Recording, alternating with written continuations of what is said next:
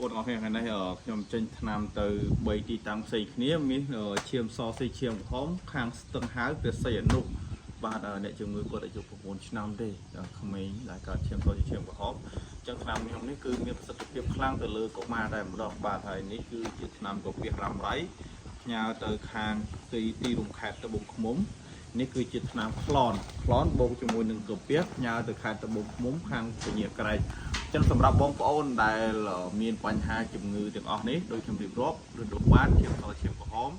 ក្លនបាទសូមកុំភ្លេចចំណុចទំនងតាមលេខទូរស័ព្ទនៅខាងលើបាទចឹងបងប្អូនមិនចាំព្រួយបារម្ភតែផ្ញើលុយទៅទេអត់ផ្ញើថ្នាំអត់ទេណាបងប្អូនឆែកមើលនៅក្នុង page ខ្ញុំតើខ្ញុំជាមនុស្សបែបណា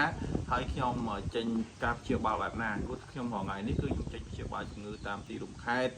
ហើយខ្ញុំនិយាយតាមត្រង់ទៅខេត្តឆ្ងាយគឺខ្ញុំតម្រូវឲ្យអ្នកជំងឺបាញ់សេវាជូនខ្ញុំទៀតផងម្ដងយ៉ាងតិចណាស់ក៏ត្រឹម$50ដែរនឹងសម្រាប់ខ្ញុំចេញព្យាបាលណាចឹងបងប្អូនមិនចាំព្រួយបារម្ភរឿងផ្ញើថ្នាំអី4-10ម៉ឺន4-50000អីខ្លាចខ្ញុំបោកប្រាស់អត់ផ្ញើថ្នាំអត់ទេណាបងប្អូនគឺខ្ញុំរកស៊ីគឺរក្សាកិត្តិយសនិងកេរ្តិ៍ឈ្មោះបាទអរគុណ